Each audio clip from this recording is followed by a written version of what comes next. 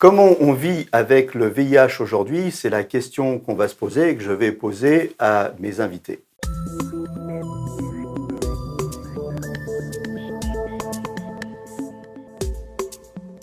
Le VIH, il y a 30 ans, en général, on en mourait. Aujourd'hui, vivre et même bien vivre avec le VIH et vivre vieux avec le VIH, c'est une réalité grâce à l'avancée des connaissances et des traitements. Alors avec moi pour en parler sur le plateau, Cédric Daniel, vous êtes chargé de mission communication plaidoyer à Action Traitement. C'est une association de lutte contre le VIH. Fred Colby, vous êtes témoin, vous êtes activiste, vous êtes rédacteur de Remède, qui est un trimestriel d'information sur le VIH et les hépatites virales, qui est édité par Aide depuis 1990. Vous êtes aussi auteur de T'as pas le sida, j'espère, aux éditions Librinova. Et en fin d'émission, le docteur Patrick Papazian va nous rejoindre sur ce plateau. Patrick Papazian, qui est médecin, qui est sexologue et qui s'occupe plus particulièrement de personnes vivant avec le VIH et qui a une consultation à l'hôpital Pitié-Salpêtrière. Fred, on va commencer par vous. Vous êtes notre témoin du jour. Quand vous découvrez que vous êtes séropositif il y a 11 ans, vous estimez que vous étiez une personne à risque à l'époque? Alors oui, parce que je suis homosexuel et que donc la communauté homosexuelle est très touchée par le VIH d'un point de vue épidémiologique. Donc je savais que de par donc mes pratiques, j'étais exposé au VIH et je faisais donc des tests tous les 3 mois qui revenaient négatifs à chaque fois. Et puis un jour, c'est revenu positif. Alors cette phrase, vous avez dû l'entendre. Tu savais bien que tu étais une personne à risque. Comment tu as pu te faire avoir? Oui, mais cette phrase, elle est très culpabilisante et je déconseille aux gens de la dire aux personnes qui viennent de découvrir leur séropositivité parce que c'est déjà une épreuve en soi. Donc en plus, rajouter de la culpabilité, c'est compliqué. C'est pas parce qu'on sait qu'on est exposé au VIH. Les personnes qui fument des cigarettes savent qu'elles sont exposées au cancer. Elles fument quand même. Voilà, on n'est pas infaillible, on est des êtres humains. Donc à ce moment-là, il faut faire preuve d'un peu plus d'empathie, je pense. Comment ça s'est passé l'annonce? Bah, c'est compliqué parce qu'on s'y attend pas et parce que même si, on sait qu'on fait partie des publics exposés, c'est toujours compliqué, comme annonce. Toujours en 2009, j'étais pas forcément bien informé en plus à l'époque sur la réalité du VIH et des traitements. Donc, pour moi, c'était une sentence presque de mort alors que c'était pas le cas. À l'époque, alors quelles conséquences immédiates sur votre vie? Comment ça s'est passé? Bah, c'était compliqué en termes d'estime de soi, en termes d'acceptation. Donc, au départ, les 2 premières années ont été très compliquées parce qu'il a fallu, apprendre à vivre avec, à l'annoncer, notamment pour ma vie amoureuse et sexuelle. Ça a été compliqué dans mes rencontres. J'ai subi beaucoup de rejets. Voilà, les premiers traitements ont été compliqués aussi, donc 2 premières années compliquées, oui. Comment vous l'avez dépassé ce verdict? Alors, je l'ai dépassé, entre autres grâce au milieu associatif. Donc en 2011, j'ai rejoint l'association Aide. J'ai rencontré d'autres personnes séropositives et surtout, j'ai découvert la notion de, charge virale indétectable. C'est-à-dire, j'ai découvert que grâce à mon traitement, en fait, le virus était endormi, je ne pouvais pas le transmettre à d'autres personnes et ça, en tant que, personne séropositive, savoir qu'on a le virus, mais qu'il est contrôlé par le traitement, ça a été hyper important pour moi. Ça a vraiment été, quelque chose de, voilà, qui a révolutionné en fait. J'ai repris le contrôle sur le virus grâce au traitement. Votre traitement, c'est une thérapie, mais votre bouquin, c'est une autre thérapie. Mais oui, l'écriture, c'est quelque chose de thérapeutique pour moi. Voilà, j'ai toujours aimé écrire, j'avais lancé un blog, et cetera. Et en fait, ce livre, pourquoi je l'ai fait? Parce que je me suis dit qu'aujourd'hui, il fallait aussi montrer peut-être une image différente, des personnes séropositives. On a souvent, montré des gens qui les vivaient mal, qui étaient dans la souffrance, dans le secret, dans la honte même. Et moi, j'ai voulu dire: «Bah, en fait, on peut aussi le vivre bien. On peut vivre avec, grâce au traitement aujourd'hui en France, on peut vivre, avoir une vie normale avec le VIH». Le titre de votre livre, T'as pas le sida, j'espère. C'est du vécu, ça, vous l'avez entendu, cette phrase? Oui, c'est du vécu. C'est une phrase que j'ai entendue plusieurs fois, notamment, quelqu'un de ma famille et c'est une phrase qui est compliquée parce que déjà, bah, j'ai pas le sida, non, je vis avec le VIH. Le VIH et le sida, c'est pas la même chose, mais je crois qu'on va l'expliquer après et puis, c'est une phrase qui est violente et qui vient de l'ignorance, en fait, des gens et c'est ce que je veux faire aussi à travers ce livre et à travers mes témoignages. C'est expliquer, en fait, qu'aujourd'hui, le VIH, c'est une maladie chronique, tout comme le diabète, par exemple et qu'on a une vie normale. On vous l'a dit sous le ton de la boutade, sans savoir que vous aviez le VIH? Non, non, on me l'a dit Non? en sachant que En j'avais le sachant? VIH, ouais, ouais, Mmh. donc c'est d'autant plus compliqué, ouais. Ce livre témoignage, c'est aussi pour aider les autres, non? Oui, oui, oui, oui, parce que moi, je fais partie des gens qui pensent qu'aujourd'hui, en fait, il y a un décalage entre les avancées thérapeutiques et les représentations de la population générale sur les personnes vivant avec le VIH.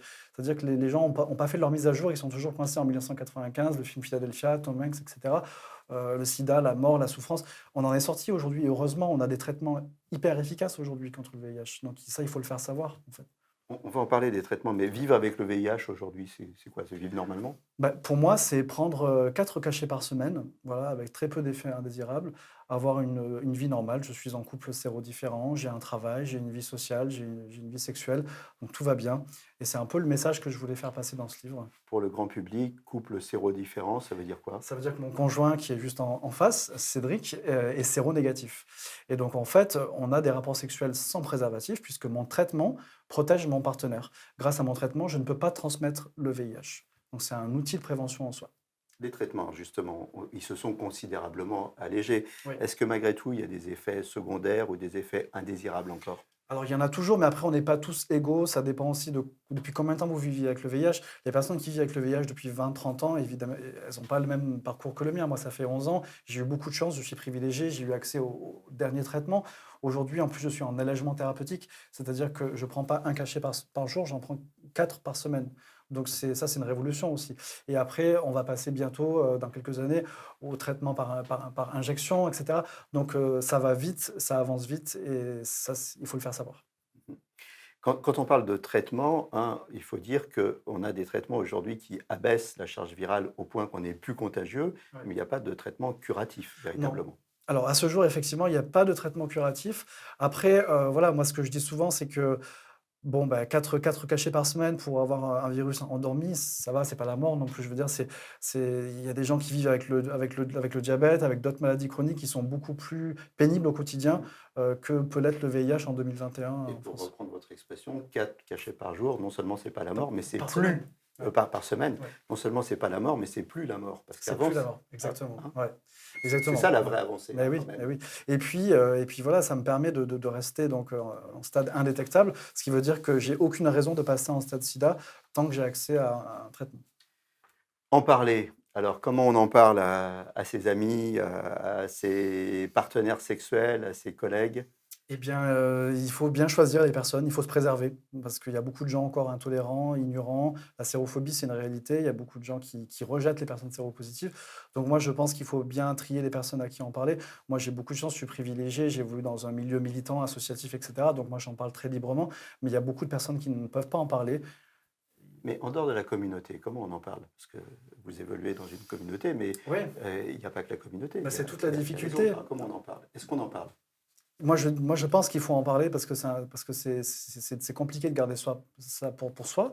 Après, il faut aussi se préserver et je pense que c'est le travail aussi qu'on est en train de faire là avec cette émission, c'est d'éduquer le grand public sur la réalité du VIH aujourd'hui en 2021 pour que les personnes qui habitent dans des petites villes en région et qui ont honte de le dire à leurs voisines, à leurs boulangères, à leurs collègues, à leur famille, puissent en parler de façon plus libre. Pour un gay, c'est quoi? C'est un peu comme un deuxième coming out? Oui, effectivement, moi je dis souvent que j'ai dû faire un deuxième coming out parce que le VIH, c'est encore très stigmatisé. C'est une maladie qui est liée à la sexualité, à l'intime. Et il y a encore beaucoup de jugements autour du VIH, plus que d'autres maladies comme le cancer, par exemple. Voilà, moi, on m'a déjà dit, en même temps, tu n'avais qu'à mettre une capote. En gros, tu l'as bien cherché, alors que personne ne cherche à être séropositif au VIH. La sérophobie, justement, vous y avez été confronté. L'expression «est-ce que tu es clean», vous l'avez entendue celle-là? Oui, beaucoup, beaucoup et notamment sur des applis de rencontres, gays, mais pas que, voilà. Est-ce que tu es clean? Ça veut dire est-ce que tu es propre? Donc ça sous-entend que les personnes vivant avec le VIH seraient sales et c'est très violent, en fait, à entendre et il faut comprendre qu'aujourd'hui, il y a moins de risques de coucher avec une personne séropositive sous traitement, avec une charge virale indétectable, qu'avec une personne qui se pense séronégative, mais qui est peut-être séropo sans le savoir. Parce qu'aujourd'hui, il y a beaucoup de gens qui ne se font pas dépister et qui ignorent leur séropositivité. Mmh. La clé, c'est quand même de se faire suivre, de se faire dépister, pour soi, pour les autres Bien aussi, hein? sûr. Bah, la clé, c'est de connaître son statut sérologique et donc si on est séropositif, se faire traiter pour avoir accès à un traitement et avoir une charge virale indétectable et si on est séronégatif, essayer de rester de l'être avec des outils de prévention aujourd'hui comme le préservatif, la PrEP, et cetera. Cédric, on va parler de Cédric Bah oui, un peu, un hein, petit puisque peu. vous avez dit que c'était votre amoureux. Oui, On va s'y intéresser quand c'est même un ça, peu à voilà. Cédric. Cédric, alors je rappelle que, outre le fait d'être l'amoureux de Fred, vous êtes surtout et aussi, enfin aussi, pas surtout, chargé de mission communication plaidoyer à Action Traitement, C'est ça. une association de lutte contre le VIH. Alors ensemble, on va parler d'épidémie aujourd'hui et des attentes. D'abord, un rappel des définitions VIH, SIDA, le grand public confond souvent, moi-même, hein, dans le langage courant, on a tendance à utiliser un mot pour un autre. C'est quoi la différence? Mais c'est effectivement une différence fondamentale. Le VIH, c'est le virus qui est responsable du sida. Et le sida, donc, c'est un stade d'évolution de la maladie que des personnes atteignent quand elles ne prennent pas de traitement, quand elles n'ont pas accès à un traitement ou quand elles ne savent pas qu'elles sont infectées par le VIH. Donc aujourd'hui, on dit des personnes séropositives qu'elles vivent avec le VIH et non pas qu'elles vivent avec le sida. Puisque grâce, effectivement, comme vous le disiez tout à l'heure, au progrès de la recherche, des traitements, etc., on peut vivre très longtemps avec le VIH, avec une santé quasiment équivalente à celle de la population générale. Donc c'est effectivement très important de faire la différence. Où on en est aujourd'hui de l'épidémie, du nombre de personnes contaminées? On peut rappeler quelques chiffres, moi que j'avais notés en préparant cette émission. 75 millions de personnes infectées depuis le début de cette épidémie et 32 millions de personnes décédées. Alors on a fait beaucoup de progrès aujourd'hui, bien évidemment, dans les traitements. En France, c'est pas la même chose d'avoir le sida en France ou dans les pays développés que dans les pays sous-développés. 32 millions de personnes décédées, c'est l'équivalent de la moitié de la France, hein. On en est où aujourd'hui alors de cette épidémie? Aujourd'hui, en France, on estime à environ 170 000 le nombre de personnes vivant avec le VIH. Et ce qui est très important de savoir, c'est que parmi ces 170 000 personnes, là aussi, on estime qu'environ 25 000 ne savent pas qu'elles vivent avec le VIH. Pourquoi elles ne savent pas? C'est très simple, c'est parce qu'elles ne se font pas dépister suffisamment régulièrement, voire même pas du tout. Et c'est vraiment là aujourd'hui la clé pour arriver à mettre fin à l'épidémie de VIH, c'est que toutes les personnes se fassent dépister régulièrement, aussi souvent que possible en fonction de leur pratique. Bien évidemment, une personne qui vit en couple stable, fermé, c'est-à-dire qui n'a qu'un seul partenaire tout au long de sa vie, eh ben, ça n'a pas grand intérêt qu'elle fasse des dépistages régulièrement. En revanche, une personne qui a 5, 10, 15, 20, 50 partenaires différents par an, eh ben, elle, on va plutôt lui conseiller de se faire dépister tous les mois, tous les 3 mois au maximum, pour, au cas où un jour elle se découvre séropositive, eh bien, elle puisse accéder le plus rapidement possible à un traitement contre le VIH. Donc puisse prévenir les autres et remonter la chaîne de contamination. Exactement, parce qu'aujourd'hui, quand on parle de contamination, en France, on a un peu plus de 6 000 personnes chaque année qui se découvrent séropositives. Alors justement, qui se contamine en France aujourd'hui et comment on se contamine? Les modes de contamination, c'est essentiellement par voie sexuelle, bien évidemment. Les personnes qui s'injectent des drogues par voie veineuse représentent une part très faible, finalement, du nombre de découvertes de séropositivité chaque année. Aujourd'hui, sur les donc 6 000 et quelques personnes qui se découvrent séropositives chaque année, il y en a un peu plus de 50% qui sont hétérosexuels et majoritairement des personnes d'origine étrangère, notamment parce qu'elles n'ont pas accès aux soins ou à la prévention comme elles devraient l'avoir quand elles arrivent sur le sol français. Et puis, on a encore 40% de ces 6 000 personnes, donc toujours, qui sont, elles, donc, ce qu'on appelle des HSH. Ce sont des hommes qui ont des relations sexuelles avec d'autres hommes, donc qui sont gays ou bisexuels, ou aussi hétérocurieux. Voilà. Pour être plus précis sur les vecteurs de contamination, c'est les fluides, hein, Oui, c'est les Fred? fluides Alors, corporels. c'est lesquels? Mais il y en a 5. Donc il y a le sang, le sperme, le liquide préséminal donc chez l'homme, les sécrétions vaginales chez la femme et le lait maternel. Et après, il faut des portes d'entrée. Donc les portes d'entrée, ce sont les orifices, donc le vagin, l'anus, la bouche et les plaies ouvertes. Quand on dit plaie ouverte, c'est pas. En fait, le VIH ne résiste pas à l'air libre, il meurt en quelques secondes. Donc il faudrait que, par exemple, vous ayez le bras ouvert, j'ai le bras ouvert, et que tous les deux, on se frotte le bras. C'est pas une pratique hyper courante, mais bon, pourquoi pas. C'est non plus une pratique très excitante, hein. Non, Frotter le bras, non. Avec du sang, bof. non, Voilà. c'est pas Non. forcément très excitant. Ça, c'est improbable. Les attentes, Cédric, les attentes, qui sont les gens que vous recevez dans les associations et qu'est-ce qu'ils attendent, ces gens-là? Alors, ça dépend des associations. Il y a des associations qui vont travailler plus particulièrement auprès de publics comme les travailleurs ou les travailleuses du sexe, d'autres qui vont travailler plus spécifiquement avec les personnes trans, par exemple, qui, de fait de leur parcours, de leur histoire, de leur parcours de vie, sont encore aujourd'hui particulièrement exposés au VIH.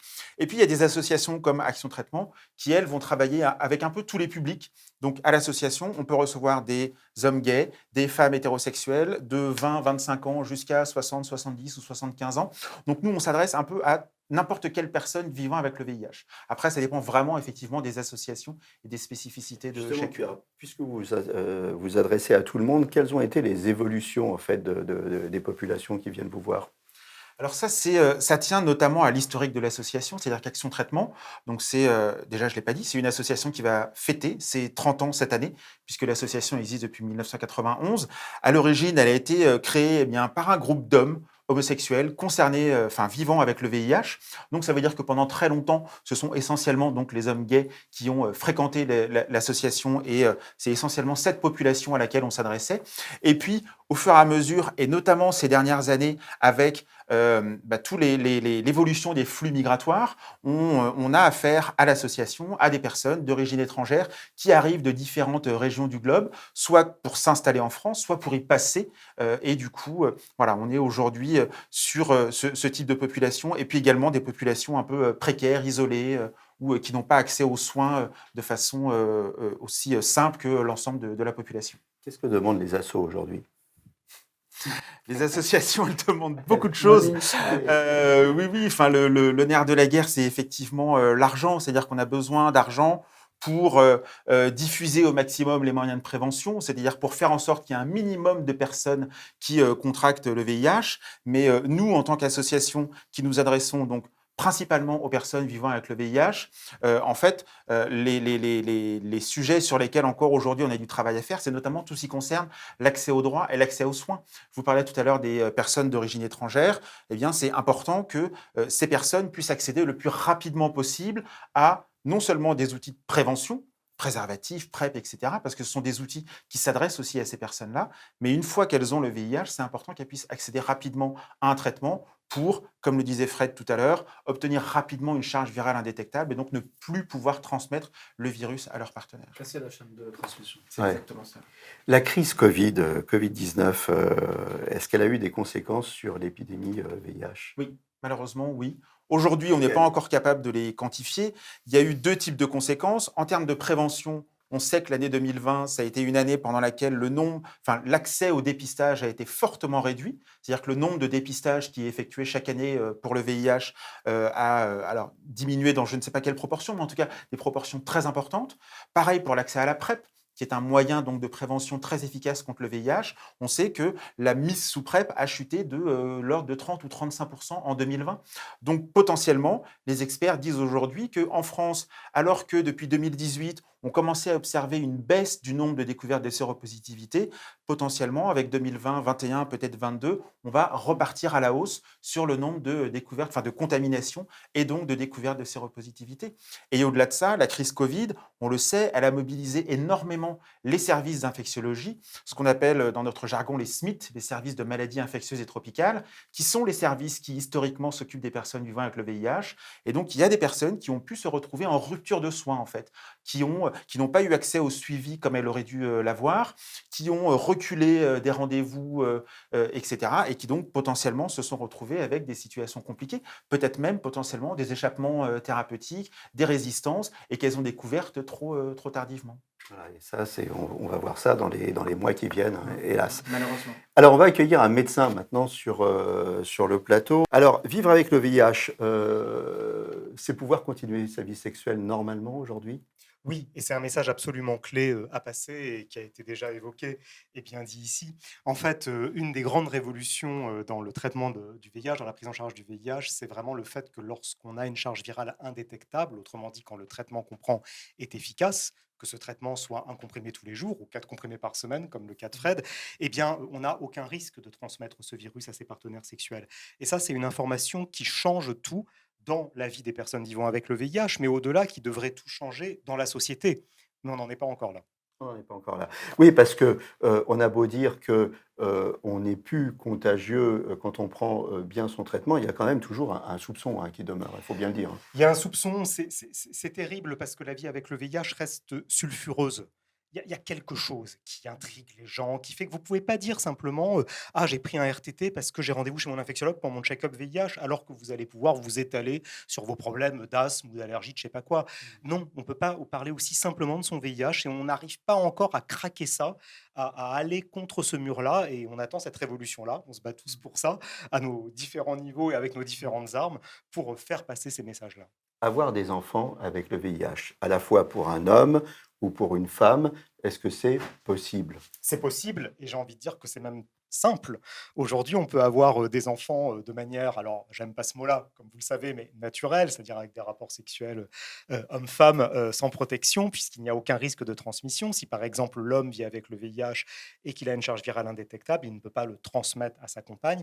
Et si la femme vit avec le VIH, le plus important, c'est d'essayer d'anticiper le projet de grossesse, d'en parler avec son médecin VIH pour que le traitement soit adapté et que ce traitement ne risque pas de faire du mal au fœtus, pour que la grossesse soit un tout petit peu plus suivie. Mais tout le reste, eh bien, enjoy, je veux dire, profitez de ce moment clé de votre vie et faites des enfants. Les femmes, elles peuvent allaiter, même si elles sont porteuses du L'allaitement reste VIH? une précaution en France. On déconseille aux femmes d'allaiter. Dans les recommandations, on demande aux femmes de ne pas allaiter en France parce qu'on a un accès simple et peu coûteux à des nutritions de type artificiel qui vont remplacer le lait maternel. Maintenant, je crois qu'il faut aussi prendre en considération le besoin ou l'envie des femmes d'allaiter et les traditions. Et c'est toujours important d'en parler avec son médecin VIH. Si on a envie d'allaiter, il faut discuter de ce point-là. Il ne faut pas le faire entre guillemets en cachette. La sexualité avec le VIH, rapidement, parce qu'on avance dans l'émission. La sexualité avec le VIH, il faudrait que ce soit la sexualité comme sans le VIH. Il faut que tout ça soit un peu normalisé et que ça soit plus une question. Et que avant d'annoncer qu'on a le VIH à ses partenaires sexuels, si on prend un traitement efficace, on annonce peut-être qu'on a une sœur tyrannique, une mère un peu folle, ou qu'on a très envie d'une relation durable dès le premier coup. C'est peut-être ça le plus important à annoncer plutôt que d'annoncer qu'on vit avec le VIH, qui finalement n'a pas un grand intérêt. Si on a pris un risque. Si on a pris un risque, donc évidemment, c'est-à-dire si on a eu des rapports sexuels non protégés avec quelqu'un dont on ne connaît pas le statut, quelqu'un qui ne connaît pas son statut, ou qui vous dit qu'il est séronégatif mais qui n'en sait rien, du coup, on se précipite vers des urgences, des centres de santé sexuelle qui assurent des urgences, de façon à pouvoir en discuter avec un professionnel de santé et voir s'il faut mettre en place un traitement post-exposition qui réduit considérablement votre risque du coup de contracter le VIH. C'est quoi le traitement post-exposition? On le prend combien de temps après? En quoi ça consiste? C'est un traitement qui doit se prendre le plus rapidement possible, si possible dans les heures qui suivent le rapport à risque, et en tout cas dans les 48 premières heures dans l'idéal, et le plus tôt possible. C'est un traitement qui va se prendre plusieurs semaines avec un suivi médical pour être sûr aussi que vous supportez le traitement. Globalement, ça se passe quand même plutôt bien. C'est plutôt le contexte qui est souvent un tout petit peu inquiétant pour la personne. Mais au final, pour peu qu'il y ait de l'échange, de l'explication, on arrive à gérer la situation. Comment sont les gens que vous voyez aujourd'hui, physiquement, moralement, y compris ceux qui sont sous traitement depuis 20 ans, 30 ans parfois? Ils sont comment? J'ai le sentiment que c'est une population très mosaïque, mais je crois qu'on a un peu le même sentiment avec Fred et Cédric, c'est-à-dire qu'il y a des personnes qui ont appris il y a quelques années leur séropositivité, qui ont bien intégré les messages, qui le vivent assez bien et qui ont vraiment intégré le traitement et tout se passe à peu près bien. On a des personnes qui vivent avec le virus depuis 30 ans et qui ont des séquelles aussi de traitements, des premiers traitements, qui ont laissé un peu de traces ou de maladies qui ont pu arriver avant que les traitements débarquent.